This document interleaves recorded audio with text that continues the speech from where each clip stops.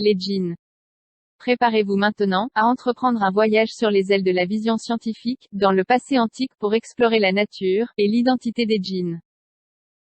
Le concept coranique de djinn a été brièvement discuté auparavant dans la vie, dans la perspective des révélations coraniques. Le lexique arabe mentionne ce qui suit comme signification possible du mot djinn. Cela signifie littéralement tout ce qui a une connotation de dissimulation, d'invisibilité, d'isolement et d'éloignement. Il a également la connotation de nuances épaisses et d'ombres sombres. C'est pourquoi le mot Jannah, de la même racine, est employé par le Coran pour désigner le paradis, qui serait rempli de jardins épais et fortement ombragés. Le mot djinn s'applique également aux serpents, qui restent habituellement cachés de la vue commune, et vivent une vie isolée des autres animaux dans des crevasses rocheuses et des trous de terre. Il s'applique également aux femmes qui observent la ségrégation, et aux chefs qui gardent leur distance avec les gens ordinaires. Les habitants des montagnes éloignées et inaccessibles sont également appelés djinns. Par conséquent, tout ce qui se trouve au-delà de la portée de la vue commune ou est invisible à l'œil nu sans aide, pourrait bien être décrit par ce mot.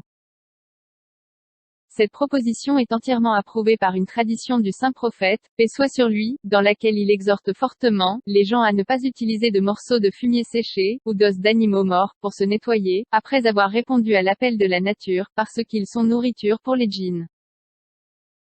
Comme nous utilisons maintenant du papier toilette, à cette époque, les gens utilisaient des mottes de terre, des pierres, ou tout autre article sec à portée de main, pour se nettoyer. Nous pouvons donc en déduire sans risque que ceux qu'il appelait des djinns n'étaient rien d'autre que des organismes invisibles, qui se nourrissent d'os en décomposition, de fumier, etc. Rappelez-vous que le concept de bactéries et de virus n'était pas né jusque-là. Aucun homme n'avait la moindre idée de l'existence d'aussi petites créatures invisibles. Étonnamment, c'est à cela que le saint prophète, paix soit sur lui, s'est référé. La langue arabe ne pouvait lui offrir une expression meilleure et plus appropriée que le mot djinn. Une autre observation importante faite par le Coran est en relation avec la création des djinns. Ils sont décrits comme étant nés d'explosions de feu, du cosmos. Le Saint-Coran, chapitre 15, verset 27.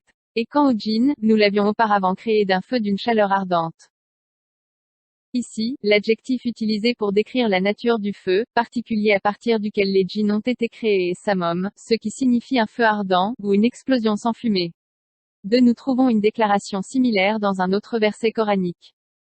Le Saint-Coran, chapitre 55, verset 15, et les djinns qu'il a créés à partir de la flamme du feu.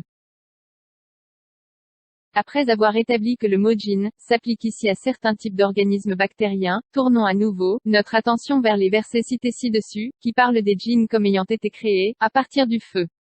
Les meilleurs candidats pour l'application de ces versets semblent être des organismes si minuscules, qui tirent l'énergie nécessaire à leur existence directement des flammes chaudes de la foudre, samum, et du rayonnement cosmique.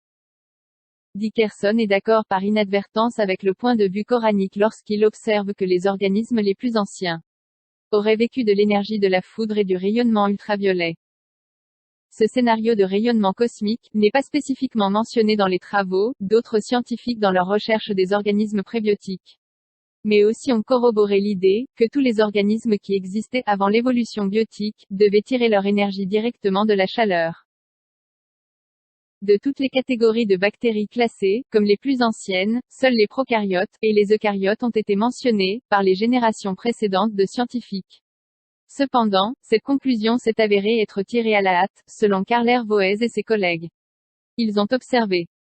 Simplement parce qu'il existe deux types de cellules au niveau microscopique, il ne s'ensuit pas qu'il doit y avoir seulement deux types au niveau moléculaire.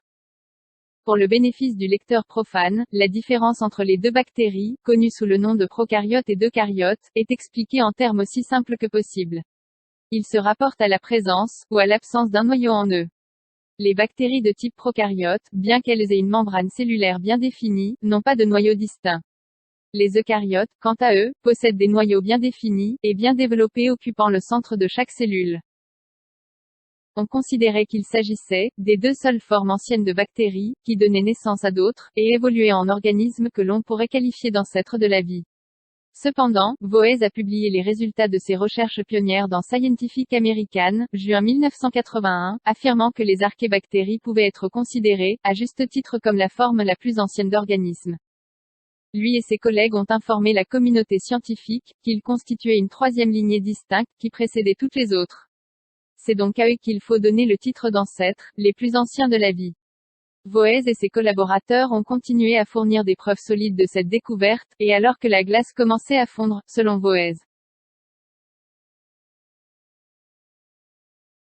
Carl Richard Voez, né le 15 juillet 1928 à Syracuse, et mort le 30 décembre 2012 à Urbana, est un microbiologiste américain, connu principalement pour ses travaux de phylogénie moléculaire du vivant, et pour la définition, en 1977, du domaine Archaea. Bien que quelques biologistes contestent encore notre interprétation, l'idée que les archébactéries représentent un groupe distinct, au plus haut niveau est de plus en plus acceptée.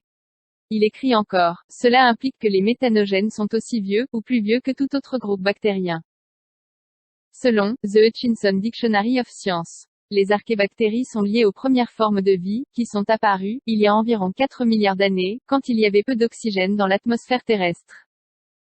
Mais, l'auteur de Genetics a Molecular Approach déclare, depuis 1977, de plus en plus de différences entre les archébactéries et les autres prokaryotes ont été trouvées, à tel point que les microbiologistes privilégient désormais le terme d'archéa, pour souligner que ces organismes sont distincts des bactéries. Les organismes mentionnés comme djinns dans le Coran semblent correspondre à la description ci-dessus.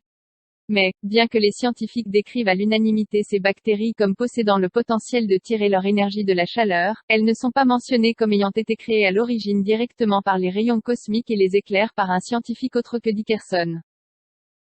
Les autres continuent cependant à jeter plus de lumière sur leurs différents modes de dépendance à la chaleur pour leur survie. Dans les évents sous-marins, les sources chaudes, la mer morte et les marais salants, et se sont même adaptés aux décharges de déchets.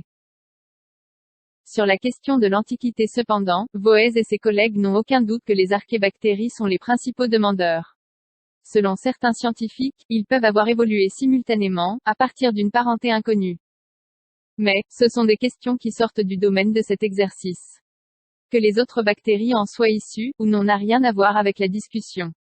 Le point pertinent est, que toutes les formes de bactéries, les plus anciennes tirent leur énergie directement de la chaleur. Ceci est un hommage non négligeable, à la déclaration coranique, faite il y a plus de 1400 ans. Le Saint-Coran, chapitre 15, verset 27.